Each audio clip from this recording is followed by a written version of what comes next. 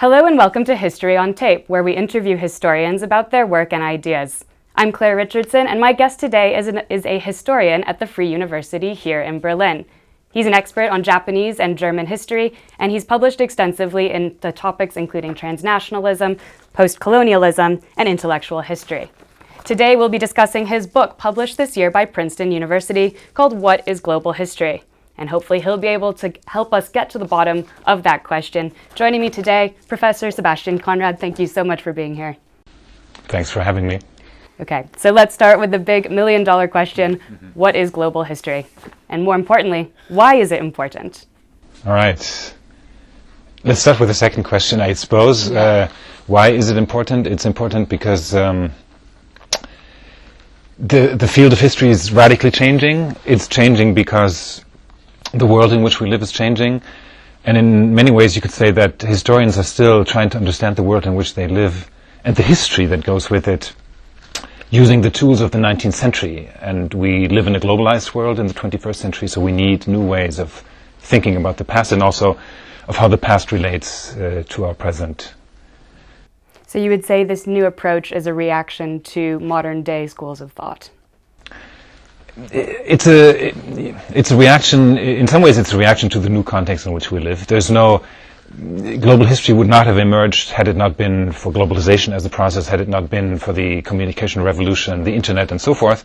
So it is in some ways tied to that larger context, but it's also tied to questions within the discipline. So a discontent, I'd say, with long-standing traditions of doing history, looking especially on one particular country. If you look around, in particular in Europe, this is very obvious. If you look into, how historians, say, in Germany interpret their history, they look at German history, period. If you look into Italian universities, it'll be Italian history, that's it.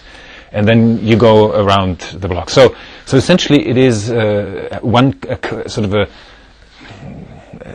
large pattern of one country histories, and this just doesn't conform with the kind of reality in which we live today. So this type of history is shaped by, would you say, a 19th century school of thought focused on the nation state? And now it makes more sense as we move into an increasingly globalized world to look at the actors from that sort of perspective? That's exactly how I would see it. In the 19th century, history emerged as, in some ways, if you could say the handmaiden of the nation state, but very generally put, it emerged while the nation state was emerging. So historians thought of their own history as a box, essentially, and they looked at history within that box. And now we realize and understand that that's no longer possible to see it that way. By looking back on history today at bodies of work that already exist, you're taking a revisionist approach to do global history. Is there any risk that by looking at things that have happened in the past and seeing them through a filter of what are modern day experiences, that you're overlooking important actors and looking too much instead on the processes that affect them? It is. That's the case, absolutely. There is that risk, but so at the moment, I'd say we need to take that risk. We need to move out of the confines in which we've thought for so long, and we need to ask new questions, look at new kinds of connections, entanglements, and so forth. It is the typical sort of, what Thomas Kuhn would probably call a paradigm shift, where you ask new questions at the risk of actually bracketing some of the old questions that were important for a long time, but you just think that these newer questions are more important. So I think that's just the moment that we're living through. So we are asking different questions, and at some point we'll realize that some of the old questions are also relevant, and we'll bring them back in. But the first move now is really to open up, to look at all kinds of entanglements that had been under the cover, under the rug, if you will, of these national histories, and to actually bring them back to light and bring them back into our historical consciousness. Now, words like entanglements and network seem to be really key in this field of study. It's something that comes up in all the literature and is almost always included in any definition I've heard of global history. Yes. Can you give us some examples of what constitutes an entanglement? How is it different from a network, and how exactly are we using this as a historical framework? That's a very good question. Actually, it would take a seminar to talk that through. So entanglement in some ways is a default term, I'd say, that encapsulates all these other terms in some ways. So transfers and interactions, networks, all of that is subsumed sometimes under the sometimes in some ways vague and not very precise term of entanglement. Essentially, so most historians are content now. I mean, they're looking for connections, for interactions. And of course, interaction could be sustained and patterned. They could also be very ephemeral. So therefore, historians are beginning now to qualify these different ways of interaction. And network is one strategy to do so. So people who use that term, network, imply that connections are repeated. They have a particular pattern. There are nodal points where they meet again and again. So that's one way to think about it. I'd say entanglement is sort of an evasive term that actually helps people not to think about what these patterns are too deeply, but still make that overall case. Yeah. Does entanglement have a sense of durability to it, that it's a lasting phenomenon versus something like a network that you can look at one place in time and say, there's clearly a network there, but entanglement implies a deeper, longer-standing sense of the processes going on? I'd say that the term itself does not imply that, but I think your question points in the right direction in the sense that we need to look beyond just, say, ephemeral connections, and we need to make a difference between transfers that happen once in a while, transfers that affect societies deeply, transfers that are patterned and become their own kind of structure. So that, I think, is one of the big issues. So, to put it bluntly, much of what happens in the field of global history is now still full of euphoria about discovering new connections, but there's not as of yet a sustained theory or even method to deal with these connections. So this is really the next step that we need to take in that field. So I want to come back and get some specific examples of things that we can study using global history, things that involve networks and entanglements. But first, let's try and understand how you got into this business. You've got a background in Japanese history and Western European history. How is it that you came to be studying global history and heading up the program at the Free University? Yeah, you could call this sort of my academic trajectory a long and sustained attempt to actually be able to talk about two places at the same time. So I studied, as you mentioned, as is required of any history student in Germany, German history. I mean, that was, when I was a student, that was pretty much the only history that was on offer. But then I also was in a Japanese studies department, learned Japanese and classical Japanese, and I lived in Japan for several years, so I did all that. But these were entirely different subjects. There was no connection between them, really. And I, for a long time, I just couldn't decide what I found more interesting. I found both interesting, so why not find a way to actually talk about both at the same time? So I pursued sort of an evasive strategy by writing an MA thesis that was comparative, writing a PhD that was again comparative, just to sort of postpone the question of where I put my bets on the long run. So, but the more I did that, the more it became also apparent that, for example, my PhD is a work on how Japanese and German historians after 1945 came to terms with their respective pasts. And it looks like, your ideal comparative study, but what you also notice immediately is that in many ways this is a shared condition. It's not just two cases that you can compare. It's essentially they form part of the same geopolitical constellation. After World War I, after World War II, they're both occupied by the US forces. They're both part of the emerging Cold War. There's so much shared in terms of the context that it's kind of ridiculous to just talk about them as if they were isolated cases. But you could say that the institutional structure of the university almost compelled me to treat them as isolated cases. So that was, I think, one of the big challenges for me. If you could even say, I didn't want a career where I had to lay to rest half of my academic life. So I was on the search for ways to think about these different places together. And global history came last, I think. So earlier strategies like comparative history, that was my way into bringing these two together. But then post-colonial studies, that was a huge influence on me for a long time. Now, Germany and Japan don't look like your typical sort of post-colonial countries, but in my PhD I thought I was able to use this concept very effectively to actually come to grips with the ways in which they were both implied in a larger imperial and post-imperial order. So that was an important influence for a long time. And now global history comes as a new and for me very welcome, in many ways very liberating tool that enables me to speak about different experiences in different places as part of a larger shared and common context. And Japan's a country with a long history of isolationism, so looking at it in the sense of being relevant on a global scale could provide some challenges. Have you found that it's been a good point of departure in your work, or do you wish retrospectively that you'd focused on another country of the world? Oh yeah, that's difficult to say. Yeah, no, I mean Japan was in many ways a perfect, let's put it this way, I studied in the 80s, and the 80s were the time when, you know, the Japanese economy propelled Japan into the G7, you could say, and it was usually hailed as the one example of a non-Western country that had also industrialized and so forth, so it lent itself very beautifully to these comparative approaches.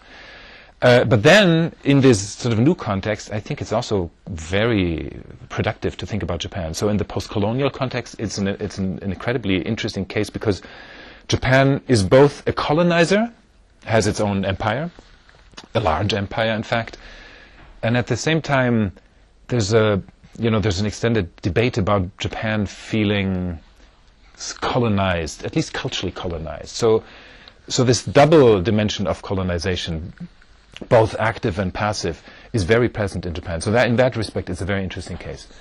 And now for the, in the context of global history, for me, it still works very productively.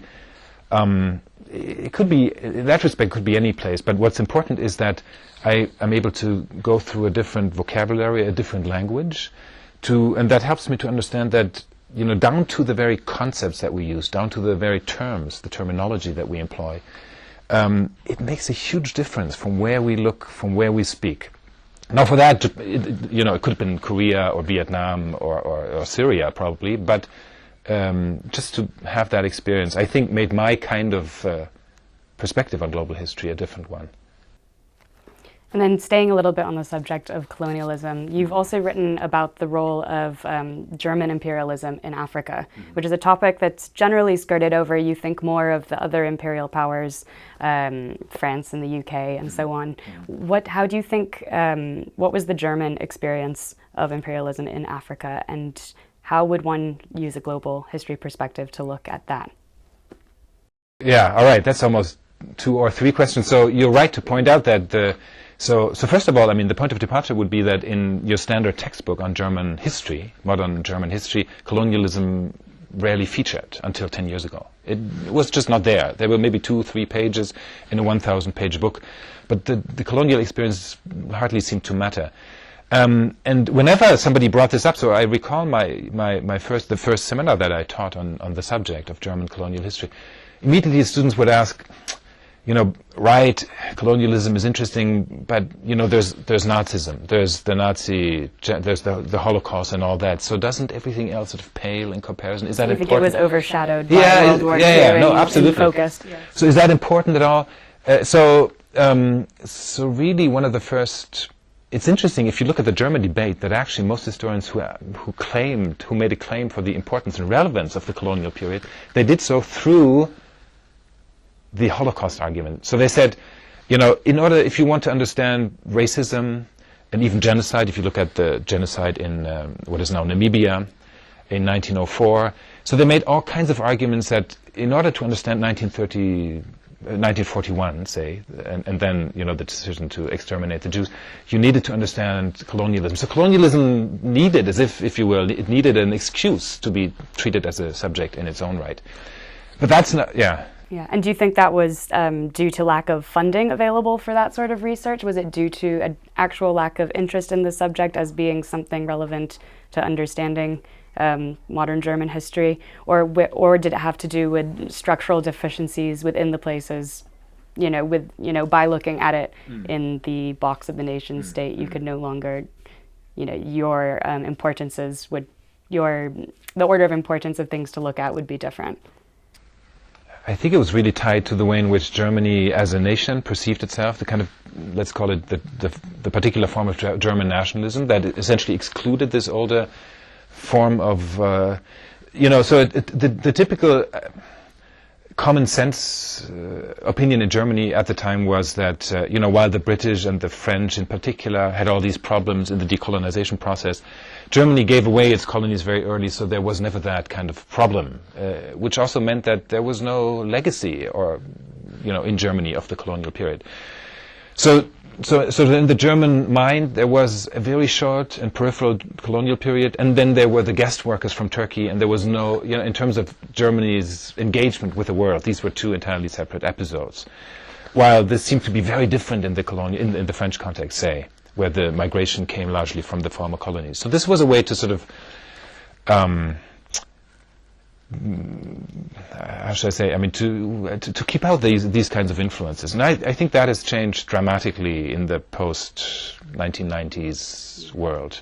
It's interesting you say that, because it's almost like by not drawing connections between German imperialism in Africa and then the guest worker program, where you had people from the former Yugoslavia and Turkey coming to work temporarily in Germany, that actually prevented research of those areas. Do you think global history there is something where you try to draw a network between the two and then open up, the possibility of more research, or are they two events that should be seen completely separately, or in conjunction with World War II?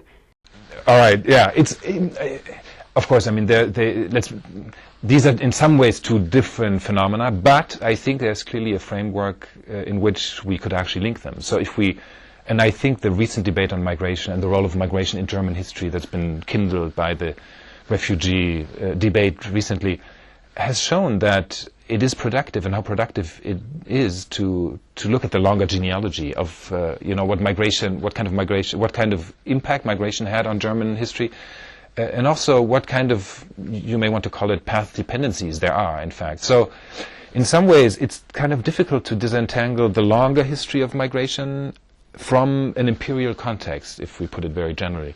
So in that respect, I think increasingly people come to realize that this longer history in some ways also impacts. I mean, let me give you an example. The German nationality law that's in place today goes back essentially to 1913. So in 1913, the Germans changed their law of citizenship. Why? Because they had colonies. And the real problem that the German authorities faced at the time was that Germans who moved abroad, because that was the law until then, they lost their citizenship after 10 years. So they went to Brazil, they went to the Levant, and after 10 years their citizenship had expired. But the German authorities wanted them to go to the colonies. They did not want them to lose their citizenship. So due to that colonial context, they changed the citizenship law. And this citizenship law then remained in place throughout the 20th century. And when, for example, what in German is called the Aussiedler, so after 1990s, the returning so-called Germans from the Soviet Union came to Germany, they came under the provisions of that law. So in some ways, they returned, as the Germans would like to think, even though these people had never seen Germany and had maybe largely forgotten about it. So the idea that these people were still German is in some ways an effect of the colonial context in the 19th century. So in that respect, you can say even on that very tangible level of the law, we see connections and continuities. So in that respect, I think the global perspective is helping us to understand a process that otherwise looks very specific and circumscribed. And are there other lessons from history that we can apply today to the migration crisis that Europe's currently facing? And as a historian, are you suddenly finding people beating down your door to try and get the long view about what this might mean for the future of Germany and Europe? Or is it contained within historians themselves to see, to try and hash out what this could mean in terms of a long-term trend? No, it seems there is a big interest. And that, in other words, that extends beyond the discipline and beyond my immediate colleagues. So increasingly newspapers, radio stations, and so forth, they're definitely interested in this kind of perspective. So, so after writing a little bit on the subject, I do get all kinds of demands on, asking me to contribute to that, which was essentially, I think it shows that there is a dearth, is that a way to say it, for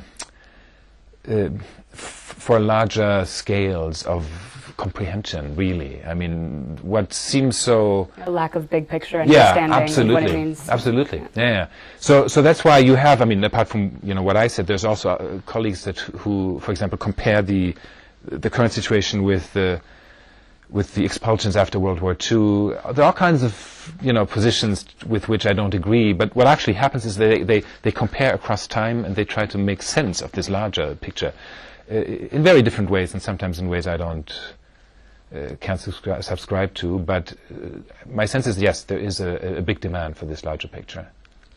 And in doing so, do you think that you risk looking back at historical instances and cherry-picking information that will support an argument, a political argument in modern times?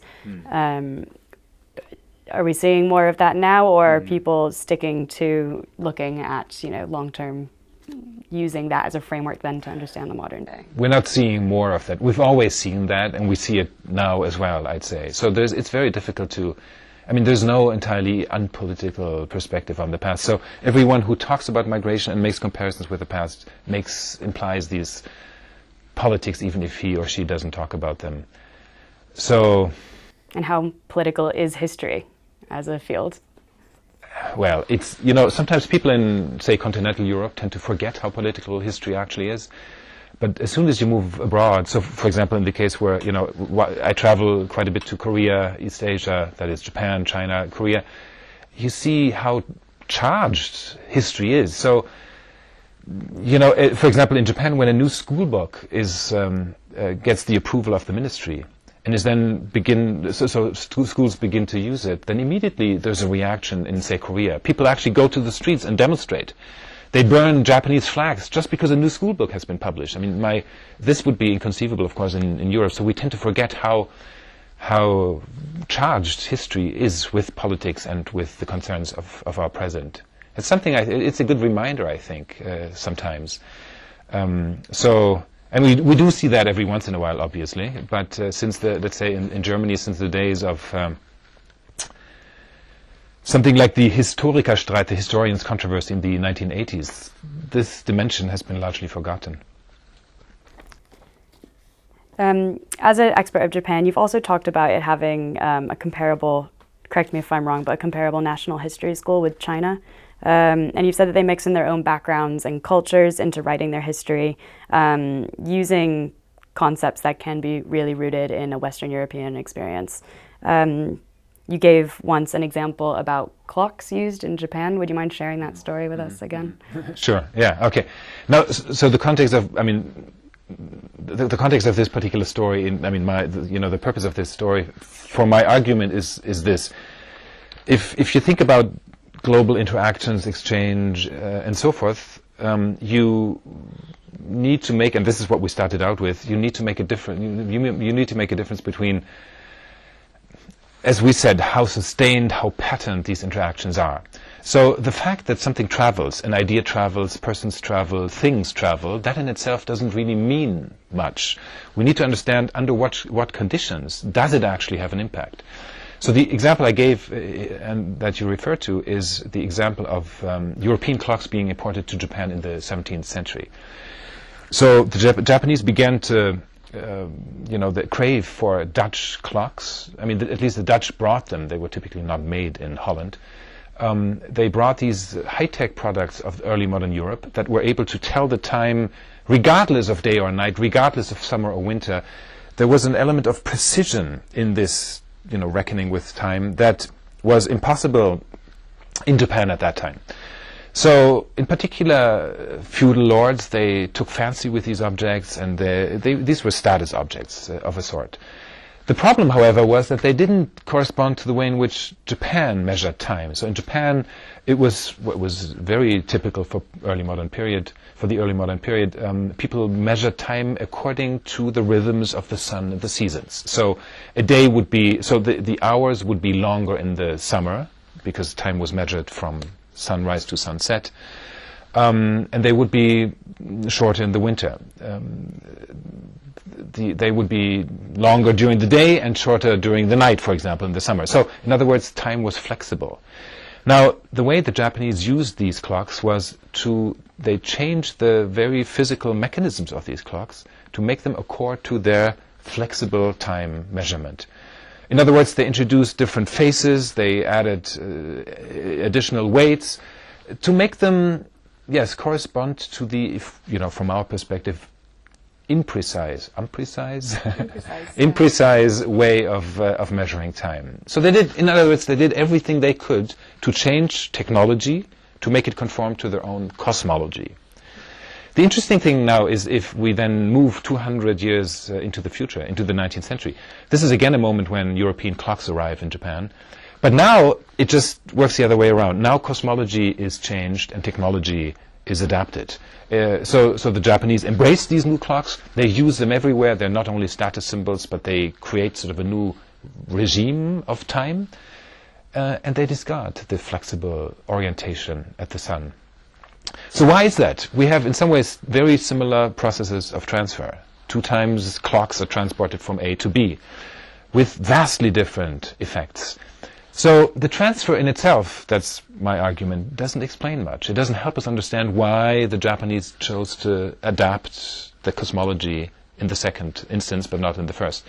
So what we need to understand is that these transfers in themselves are only part of the story, and they need to be contextualized much broader. They need to be related to the way in which geopolitical change impacted on both societies. So it is, in the last instance, a global perspective on the larger context that helps explain these changes.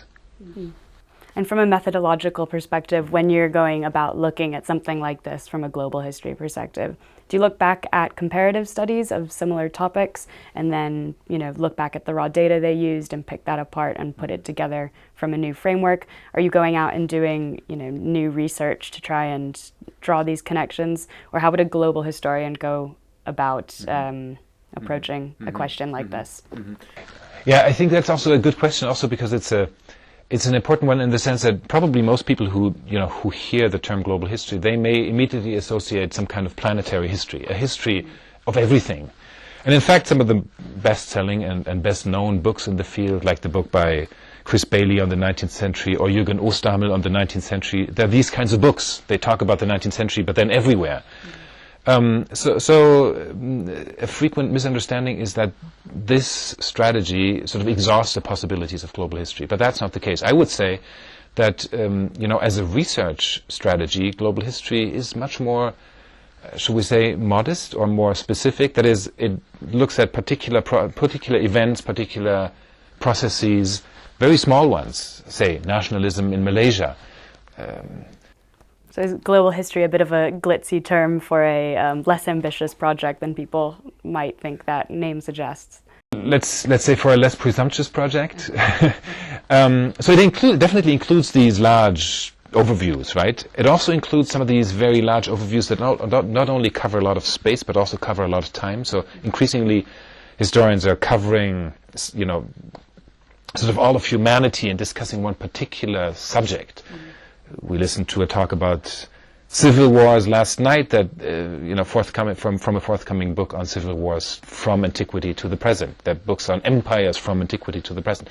So that is, if you will, one production line, let's call it, of global historians these days. But if you're writing your MA thesis, if you're writing a PhD, if you're writing a research monograph, then what you want to do is you want to focus on something very specific.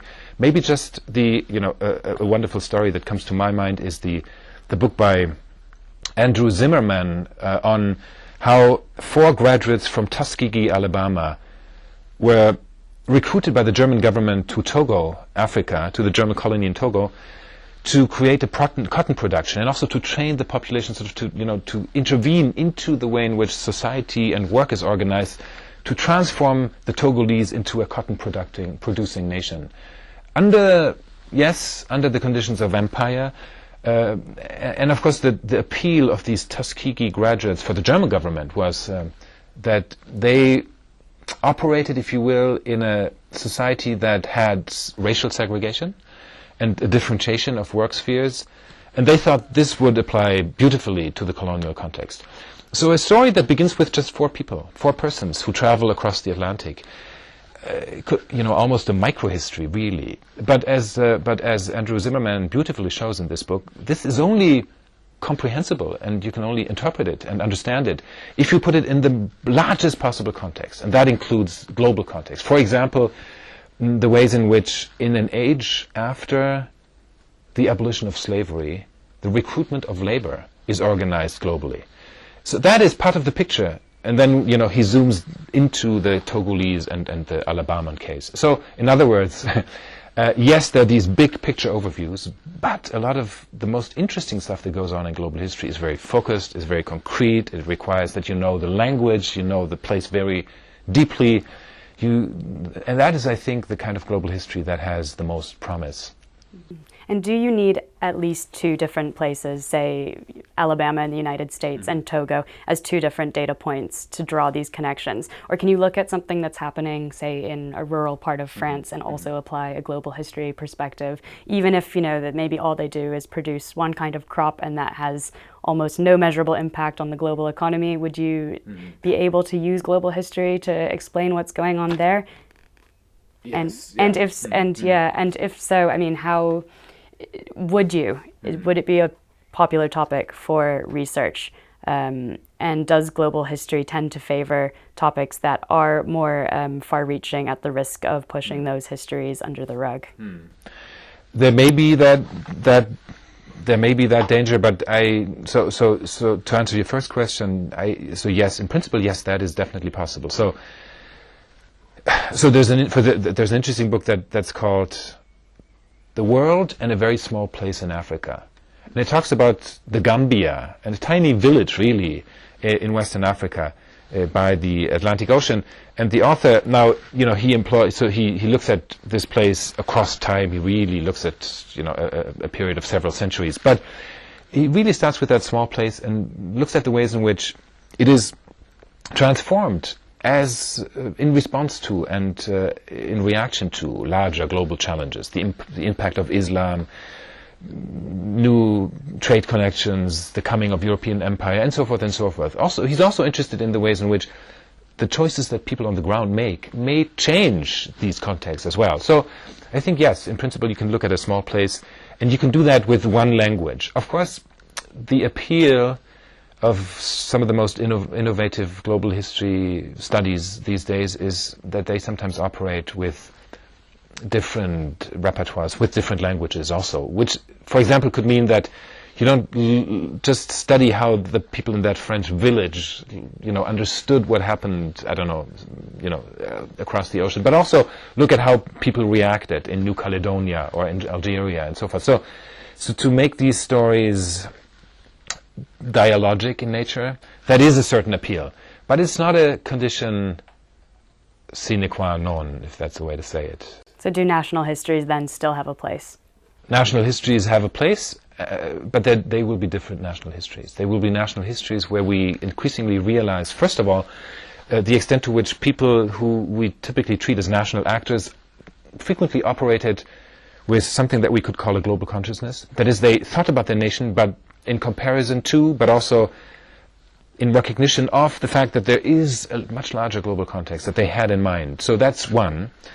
Much of what happens within nations is by the actors themselves, not only by us retrospectively as historians, by the contemporaries, is framed within a much larger context. That's one.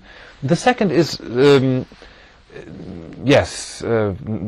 emergence of nation states and nationalism in general needs to be understood in that broader context. I mean, this is a topic on which I've worked myself quite a bit, and I think it's just striking the extent to which historians have been blind to that dimension. So there are libraries, say, on the emergence of Italian nationalism in the 19th century, and again, libraries on French nationalism.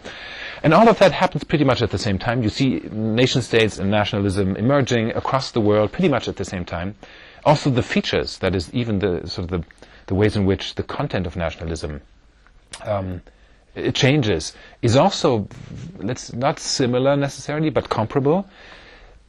But nevertheless, historians have looked at these places in isolation. So the first thing really to do is to look at the emergence of nation states, and also of the ways in which nationalism evolves and changes in a global perspective. And then, of course, studies on nationalism have their place. They're crucially important, but they're no longer taken as something that can be explained from within. And so just for another issue of defining terms, we've got global history. There seem to be these trends in the study of looking at things like global history. We had modernization theory. How would you differentiate global history from world history? Is there a big difference? Is it something that just looks better on paper headlines? That's, you know, like you said, the world's got a craving to understand this bigger picture. You've seen the success of books that are focusing on explaining things across the world. What differentiates global from world? Right. Yes, so there are two possible answers. The one is there's a huge difference. This would be my first answer. There's a huge difference. For example, if you look at the pages at the homepage of the World History Association, so you know the association that publishes the Journal of World History, they define world history as macro history. Period. But what we just discussed was that global history can be microhistory, really, of a place that is then placed in a global context. So this is sort of on a very superficial level the biggest difference.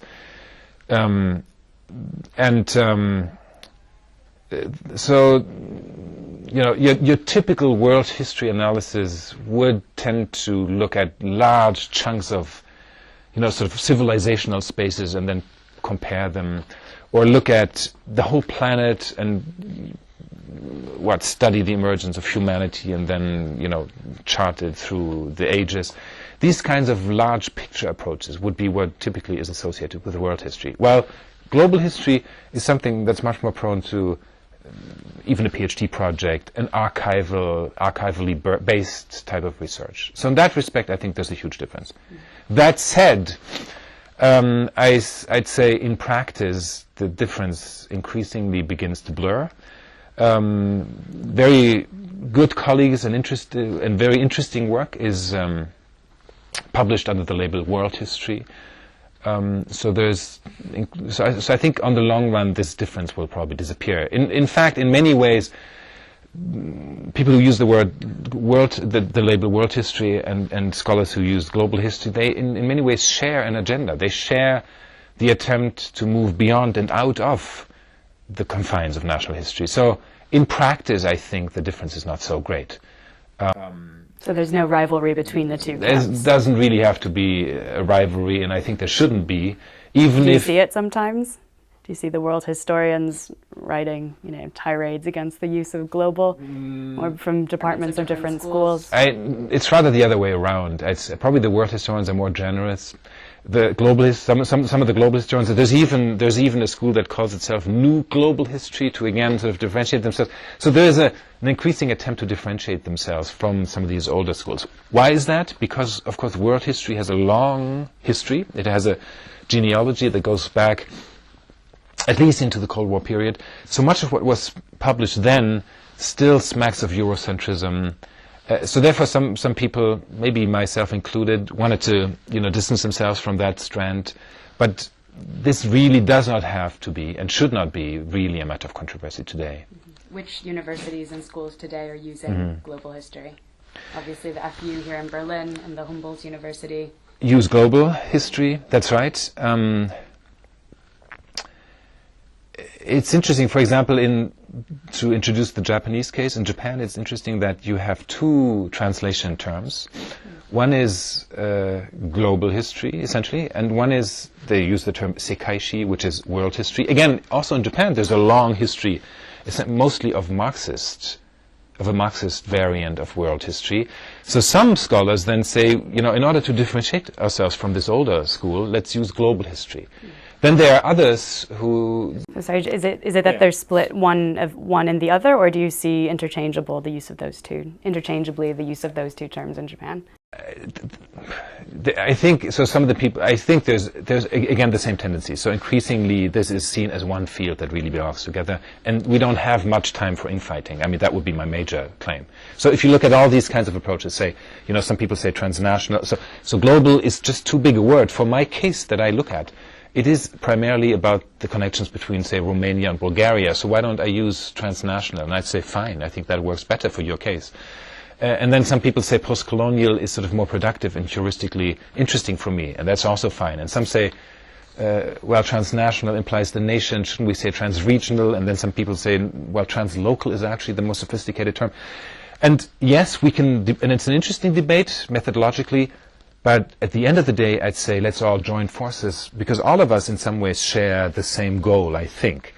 The goal being to move out of nation-state boxes, one, and also to, in many university systems, there is no class on Latin American history. There are no lecture courses on the history of Vietnam and so forth. So just to open up and to broaden the horizon of what history actually means. I think that, so this larger agenda we all share, so therefore the infighting is on the long run not very productive. So you do see some convergence on an agreement of what terms to use in the future? I use the term what is global history, and I differentiate myself from world history in the book that you introduced. I was just invited to be part of the editorial board of the Journal of World History, so that just means, there's no obstacle to the conversation that we should have.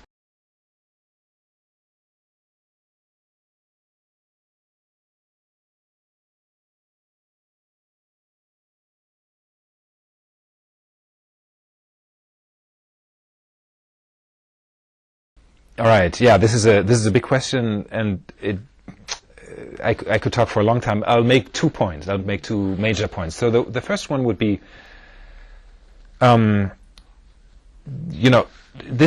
still sort of in the gold digger phase of global history. We're looking for the nuggets that were hidden somewhere, nuggets being essentially transfers and connections that we did not see within the old paradigm of writing national histories.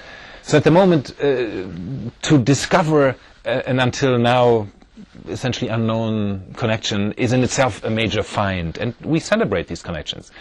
So this is still that phase. So what I foresee 10 years from now is that instead of just establishing these connections, we'll increasingly be we'll take these connections for granted, increasingly. And we'll look for specificity and differences much more than we do now. So there's now a spirit of, encompassing perspectives, of looking for similarities, of, in some ways, craving, even a normative craving for sameness of some kind. And I think what will happen is that we'll take the kind of shared context increasingly for granted. We'll understand that that is the condition under which history evolves, and we'll look for specificities much more. So this is one. And the second trend, and this is maybe more a wish than, a very prognostic in some ways, is that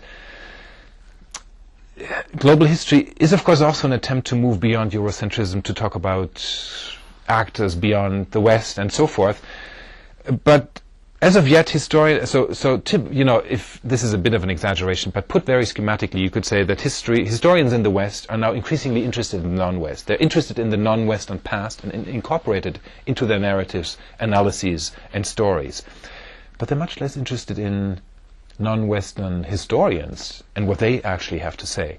So they're mining these other pasts for their benefit, if that's a good way to put it.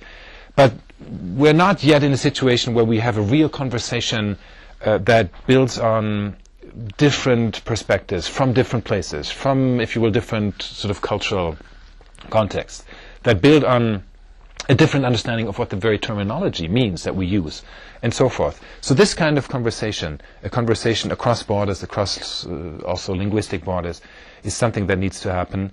I think that needs to happen if global history, the way we want it to be, really succeeds. Well, Sebastian Conrad, thank you for a really enlightening talk today. It's been a pleasure having you here on History on Tape. If anything was not clear about the term global history and you want to know more about his work, again, he has a book out this year from Princeton University Press called What is Global History? Thanks for joining me today on History on Tape. If you liked what you saw and want to see more interviews with historians, you can find us on YouTube at History on Tape.